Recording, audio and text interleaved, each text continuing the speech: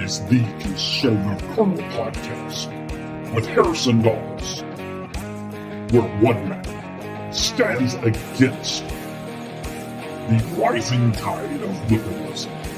This officer in the battle to preserve our nation is the Conservative Colonel.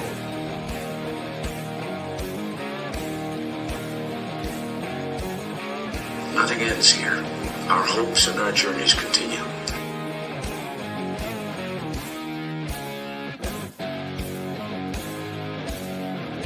And here's Harrison Daws.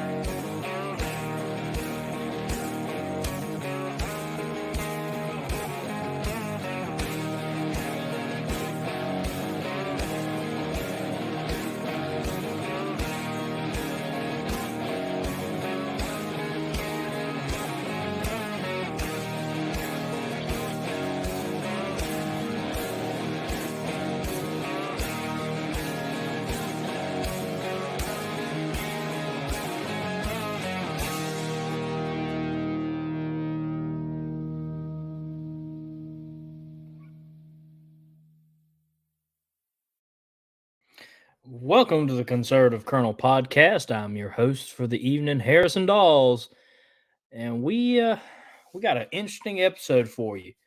I can't wait to get into it. I want to thank you all for supporting me. Before we get started, please remember you can watch and listen to us, or you can listen to us on. We prefer this one, Spreaker. If you could watch us on Spreaker and support us there, that'd be much appreciated. But you don't have to worry if you don't have Spreaker, or if you don't want for some reason to support us on Spreaker. We are on Apple Podcasts, Spotify, iHeartRadio, Amazon Music and Audible, Deezer, Podcast Addict, Podchaser, and we're hoping to soon get on Castbox and Google Podcast. Those are kind of pending right now. We'll get to that shortly. Hopefully being on those. So those are all the places you can support us. And of course, we have our news every Tuesday. A new episode will drop on Thursday, though. If you want to watch us, see me, a video format, if you will.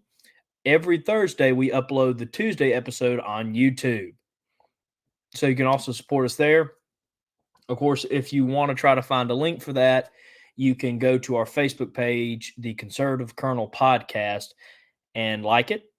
And you can stay updated on all of our news and broadcasting schedules. We did have a guest for today. He's not able to make it. Graves Baker. He had work. Work just got in the way today.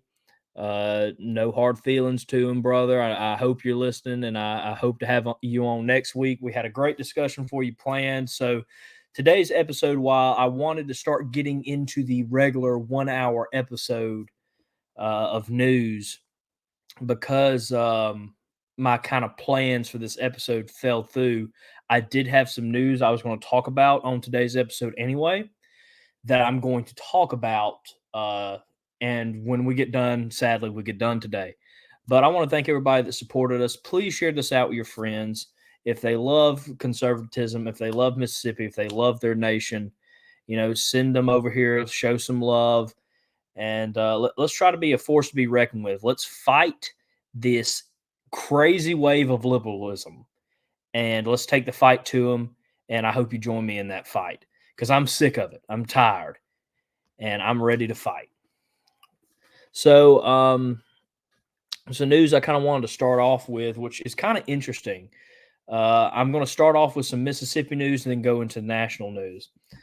But this came out on November 14th, and I just haven't talked about it yet. But it's some interesting stuff because of what's been going on in Mississippi. The Mississippi Democratic Party has asked a judge to dismiss a lawsuit from their ousted leadership. You have not heard that wrong. There seems to be turmoil in the Mississippi Democratic Party. Now, the reason I want to touch on this is because of one thing. We've all seen in recent years conservative, I'll get it out eventually, strongholds have been under attack. And places that used to have good, strong conservative values that flourished are now changing and becoming something unrecognizable. And they tried to do that to Mississippi. They somewhat succeeded. They did get the Democratic Party did continue to have control over the lieutenant governor position, which is the most powerful position in Mississippi. So we have an excellent 4 years to deal with. But I wanted to point this out again because they're going to try again to take over Mississippi. You know, the governor's race, as I said last episode, was way too close, in my opinion. We are and should be the most conservative state in the union, and leading the charge on conservative values and showing people what it means to be a conservative here in the state of Mississippi, and really push the conservative movement like Florida and Texas have done. Florida has done outstandingly with Governor Ron DeSantis. But we don't do that. We follow here in Mississippi, which is a bit sad. But they were trying to take us over, and they were really trying to take us out. Because I do feel like the reason why they didn't go after a Florida, and you know, Texas is in the battle of its life for its true conservative values. You know, the state has been overtaken by people who leave California, leave New York because it's awful, and go to Texas, but vote the same and want the same, which makes no sense to me. You left that area because it was awful. You go to this lovely state. I love Texas, and you try to change it. But they're in that fight right now, Texas. But no, they didn't try to attack Florida too hard. You know, I think it was a done deal that Florida was going to keep its conservative leadership pretty strong. But let's see here. 1 second.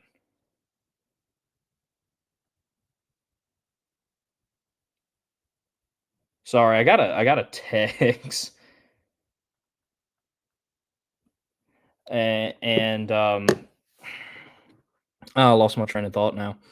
Didn't have it. But you know, they're really trying to change Mississippi and destroy the chance, because I think they're scared that Mississippi can really lead the charge and lead this nation. And I truly believe, as a statesman, that states are supposed to lead the country, not the federal government. You know, I'm not a fan of big federal government, and I think the federal government has completely overstepped its bounds on how it's supposed to run. But you know, this kind of gives me a bit of a skepticism. Like, what are they planning? Because it seems like they're in turmoil. So let's see here. The leaders of the Mississippi Democratic Party have denied allegations that former party chairman uh, Iving, my apologies, filed a lawsuit in September asking for the judge to dismiss his complaint. And what kind of happened was, is that I think, let's see here, this news article, and I'll give credit where it's due, where I'm reading these articles and trying to pass that information on to you. And of course, I put my own spin on them, but still. Right now, I'm on MississippiToday.org reading this, so I do want to give credit where it's due. That in July, 46 of the 80-member executive committee voted to remove him. Former Chairman Iving has basically said that they did that illegally, in bad faith, that they only had really half the people there, and they ousted him because they knew that they couldn't get that passed with everybody there. That's basically his defense. He's not wanting to be ousted. And the Democratic Party are trying their best to sweep this under the rug, in my opinion. They don't want anybody to talk about it. And other than this one article, I've really not heard much about this. And I found this by chance. I had to look for this. So it begs my question in my mind. It looks like this is being swept under the rug. And it looks like they're trying to hide from this. I don't think they want to seem weak. They don't want to seem they have bad leadership in the state of Mississippi. But yeah, no. So apparently, former chairman Iving just really, really did not want to deal with this, and the reason they kind of voted him out is that he made some comments, former chairman Iving, that could have jeopardized $250,000 that was given to them by the National Democratic Party to try to take over the state of Mississippi. As you can tell, even the National Democratic Party has interest in Mississippi. And again, I think it's because we can honestly lead the Republican or the conservative, I won't even say Republican, the conservative charge in America and really start changing things for the better. And I think they're worried about that. So I think they ousted him so they can make sure they kept that money. Because let me read. I don't know if they. No. He apparently he in emails he attacked the Mississippi's Democratic Party's executive director. I think that's what I'm reading here. But he says that the meeting was improperly called, and he was not given proper notice about his potential getting ousted. That could that was afforded under him under their constitution. I just want to point out the irony that the Democratic Party is not following the Constitution. We're not going to get in that discussion yet, but I do like to point out that because there are some issues that I don't think they read the Constitution too well on, because I think it would settle it. They did lose pretty bad in the election this year. And the party says they remain optimistic that they're going to rebuild the organization's infrastructure and take Mississippi over next term cycle. And I'm not gonna lie to you. There's a good chance they could. On the only possibility is that we are continually elect people who only have an R by their name that aren't really conservatives. I can point to a couple people. I'm iffy on our current governor Tate Reeves, and I think I'm kind of clear on our Lieutenant Governor Delbert Hosemann, who's only a Republican with the R by his name. He does not stand for any of our values. He does not fight for any of our values. He is a Democrat that just has an R by his name. And I do honestly think that the Democratic Party can quietly take over the state of Mississippi in the next 4 years for the sole reason of they do have a great secret weapon in Delbert Hosemann. Hence why I'm going to be talking about Lieutenant Governor Hosemann so much, for the sole reason of the fact I want him ousted as a fake Republican. I want everybody to know who he is and what he stands for. It's a darn shame that we have to do that. You know, our party should be like, hey, you're not following the platform we have. You're not following what conservatism is or what the Republican Party is supposed to stand for. You're not doing any of that. You need to do that, or we're not going to let you put an R by your name because you're obviously not a Republican. But they continue to let him do that. And I honestly think, the next 4 years, we could see the state officially turn blue. Right now, we're listed as purple because of Lieutenant Governor Hosemann's reelection. He officially turned the state purple, where we were red before, and we should be a dark red. Let's be honest. Again, we should be leading the fight. It's awful that we're not. It breaks my heart. We should automatically be the leaders of conservative values in the state of Mississippi. We have one of the top Republican strongholds in the state. We should be leading that, but we're not. All right, let's see here. What else? Something else I want to go into. So we're about to move off that. Let's see here. Oh yeah, see, look, even this. They say they are preparing for the Senate race. Um, with Roger Wicker up for re-election, and I don't think we have good conservative values on the national level as the state of Mississippi. Again, which is a darn shame. We don't have any good, strong conservative leadership up there that should be fighting or joining the fight at the Capitol. But here we are. So, but again, though, they're not just happy having someone like a Roger Wicker who leans more Democrat than Republican. I'll give it to him. He does sometimes vote Republican, but more often than not, he's voting with the Democrats. Again, you look at people's voting records before you vote for them. It's something I just started doing. I'm ashamed to say that, before that, I would listen to other people explain it to me what he's voting on, but I never looked into it myself. And before that, I just voted for anybody with an R by their name, which is part of the problem. And after I did that, I started kind of talking to people.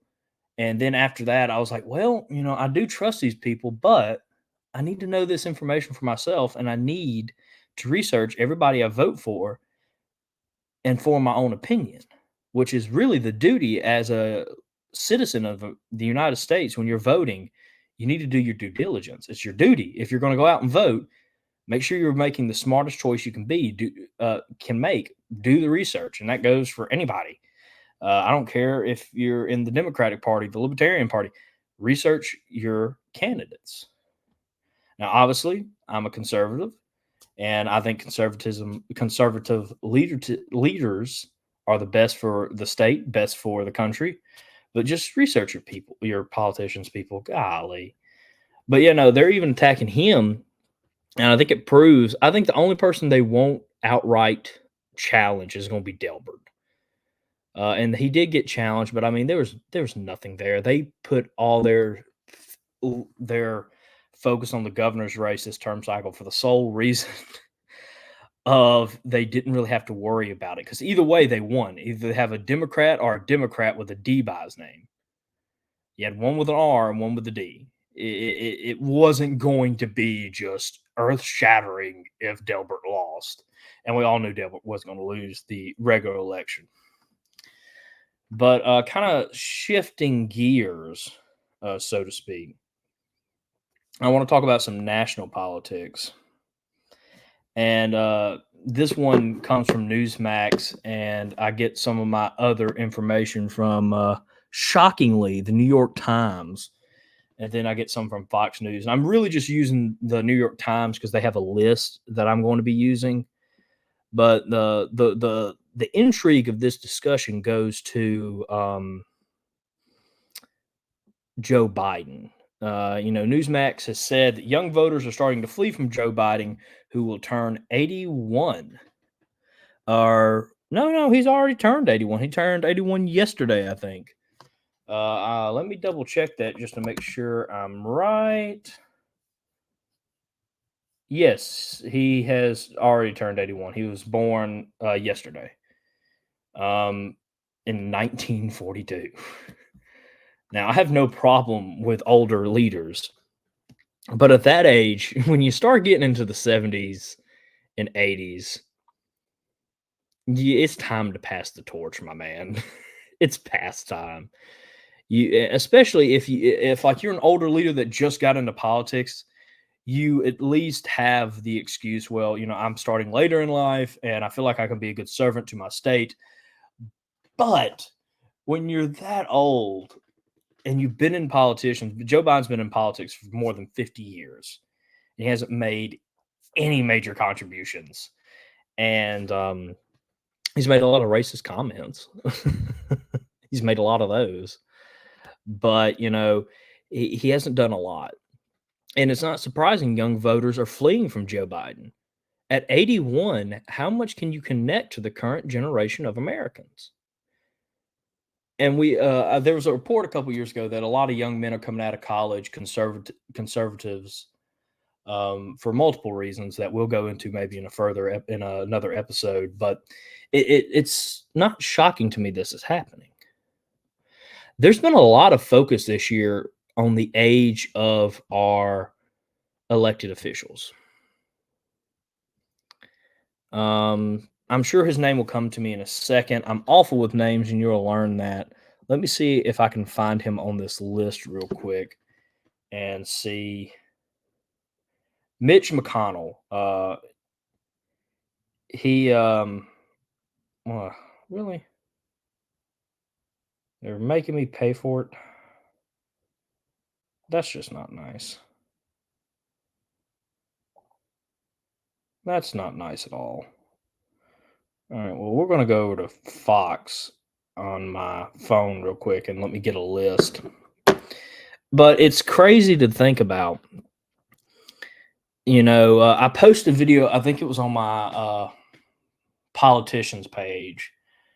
I have a page that's dedicated to politics on Facebook. It's Harrison Daws from Mississippi. I think I posted a picture of a video of Senator Mitch McConnell just losing where he was for a minute. And that's scary. That's not right.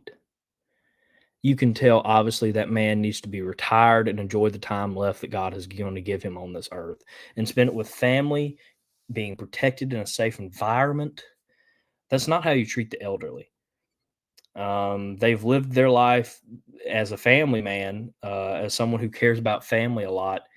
You're telling me that you can't take care of them now? It's crazy.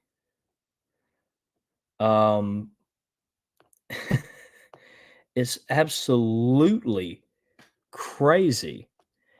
And they're just like our capital on the federal level is turning into a nursing home. And it blows my mind that so many families have not gone and been like, "Hey, granddad, grandma, your great grandchild was born like a couple years ago. I think it's time for you to retire." Or, "Hey, you've obviously lost a step." If I get to that age and I'm in anything regarding around public service, which newsflash, I'm more than likely not. I like what I'm doing right now as my part in defending my state and my country and fighting for conservative principles. But I hope if I'm on the show and the show has a successful run time on the air, and we're doing the show, golly, 50 years from now, be in my 70s. Someone comes up to me and I space out on the show and like you hear dead air for like 40 minutes or even 10. I hope someone comes up to me, "Hey, it's time. Go out on your shield, try your best to make it a good one, do the right thing. It's time. Pass the torch to the next generation." But they're just letting them do it, and it blows my mind. Like if my grandfather, it's his birthday, by the way, so happy birthday, Papa. If my grandfather, who luckily I'm very blessed, and he is too, that he has pretty good health and his mind is completely intact, one of the smartest men I know. But if he did lose, I hate to say lose a step, especially when I'm talking personal, but say he did, I feel like, he knows me well enough and I love him enough. Papa, something ain't right. But because I love him, I care about him. I don't want him going on the national stage and making a fool of himself like these people are. It's crazy. Again, luckily, I'm very blessed.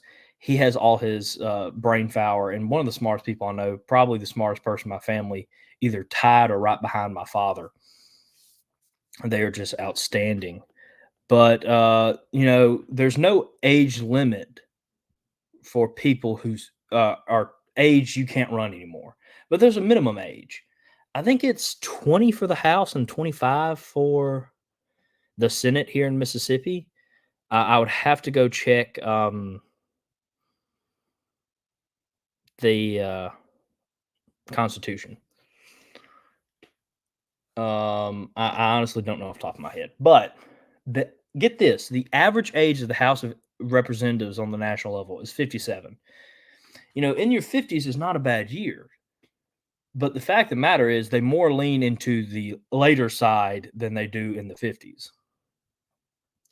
While in the Senate, the average age of a person is 64. These people should be. I say in your 30s, 40s, 50s. I think those are good years to serve. You have a lot of life experience. In the 30s and 40s, you're usually connected to the current generation, and you've been out in the real world for a while. And then in your 50s, again, you have even more experience, but you're going to start losing that connection to the current generation at some point. And it's weird to see. And there's always an exception to the rule. I can't think of one off the top of my head, but it's just shocking that this has happened. Of the whew, of the 435 House of Representative members, 15 are 80 and over.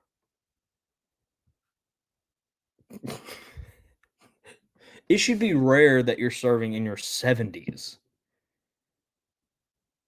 not unless you're 80s. So let's see here. I'm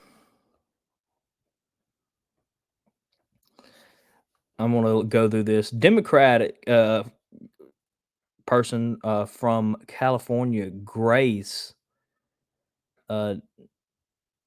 Napo. I'm going to mispronounce that.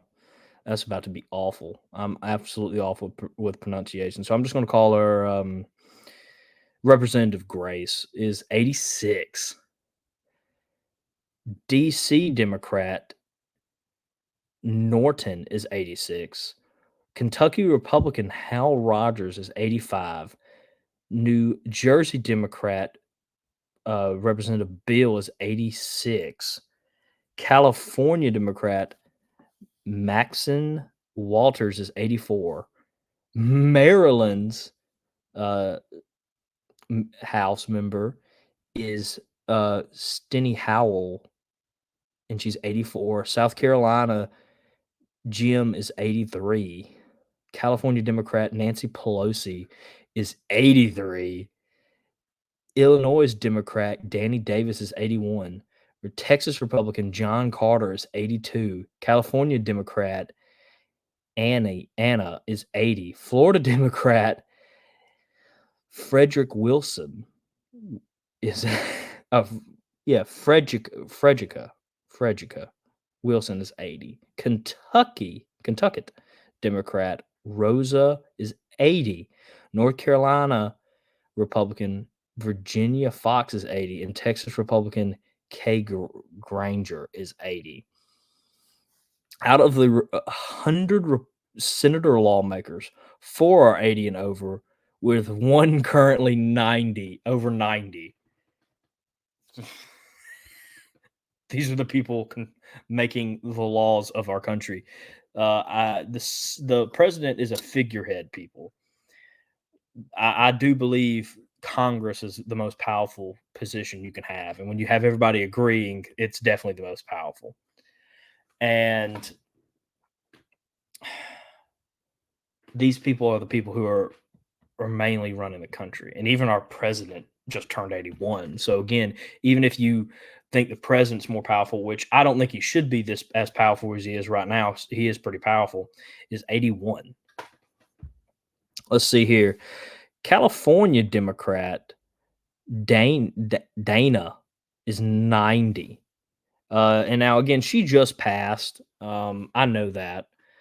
But again, she was 90 while she was serving. She was in a nursing home, I believe, at one point, or the hospital while in office. If you have that bad of a health scare in office, step down. Just step down. If there is no end in sight, like if you're going to be sick for a while, step down. Get out. It's okay. Your health comes first, and when you put that first, anyway, you're putting the nation first because you're obviously not in the right mind to be voting. Um, and we have another one who might be 90 now. This is a bit of an older article I am going off of, so fair warning. Iowa Republican Chuck is 89. Vermont Independent Bernie Sanders is 81. And of course, Mitch McConnell is 81 as well. Again, look at this.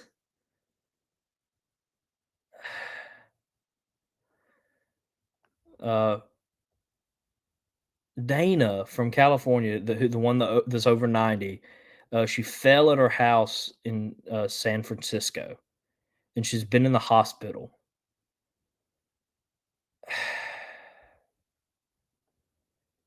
At 90, you should definitely be with your family.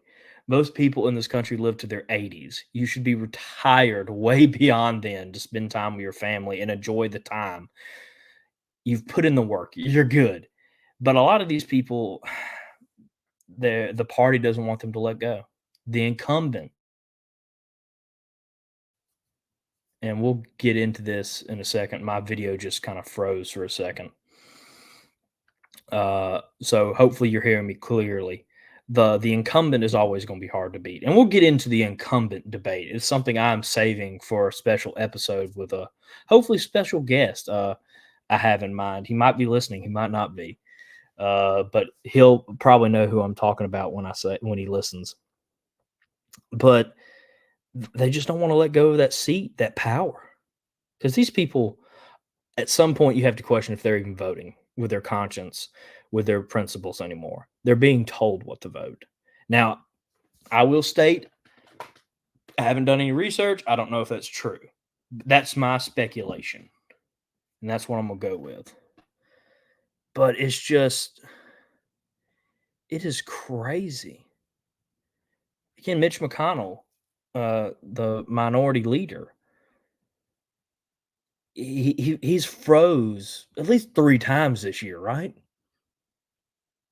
And just gone blank. And, like, he looks like he looks like a scared old man who doesn't know what's happening. And it is just borderline evil to keep him up there, to keep any of these poor people up here. They should be at home, resting, enjoying life, doing whatever they want to do at that age and in a in a healthy and safe environment. It's absolutely crazy. And yeah, he's froze up in a couple press conferences and says, "I'm fine." Sir, I hate to tell you, if you're freezing like that, you're not fine. Something's wrong, something's off, and you need to let others help you, and you need to step down. But I guess I'm going to start wrapping it up. I'm going to talk about this, but as someone in their 20s, it's hard to identify with someone who you think does not connect with you, especially on the national level when you don't see them. Like I do not remember Roger Wicker coming home often. I feel like I see him only during the election years, so I'll see him soon. But again, that's not the point. And Sidney Hyde Smith, our other senator, I I have not seen her once. Um, it's like as soon as they get these jobs, they're gone. They're making their big bucks now. They're getting paid a lot of money, not to be a representative, but to help other people along. And that's another debate we'll get in as time goes on, hopefully. A lot of great stuff we can talk about. I'm trying to save it since we're so early on in the life of this show. But it's so sad. Yeah. And the older someone gets, the harder it is for them to connect with the current generation of Americans. And as the current generation of Americans, it's harder to connect to these people, especially when a lot of times politicians will just tell you what you want to hear, but not really go after it, not really defend that. So it's hard, and it's just it. Who it's past time for y'all to step down. Past time to pass the torch. Y'all should have been out of there by 60s and 70s at the latest. And I'm just saying that on the age thing. I believe in term limits. You should not be able to serve 40 and 50 years in our government in the same position. You can hold multiple positions if you want to. If you win that office, say you're in the House, you term out, go run for the Senate. We're not saying that's the end, but it makes it harder for bad politicians to be reelected. And it keeps the government fresh with new ideas and new conservative leaders that are going to fight for things that are not just part of the status quo and people who are in power for a long time. And power corrupts. The longer you're in power, the more dangerous it becomes for you to be corrupted. We need term limits. We need them now. And hopefully I will go into a much better debate on term limits. That's just something I really want to say is one of the reasons that I love term limits is you wouldn't have this. And you wouldn't have people who just stay in power for crazy long times that don't deserve the power and the power has corrupted them. But we're going to end it there, folks. As I said, sadly, a bit of a shorter episode today. I was scared there for a minute. We were only going to make it to a 30-minute episode, but luckily we've stretched it out to 36.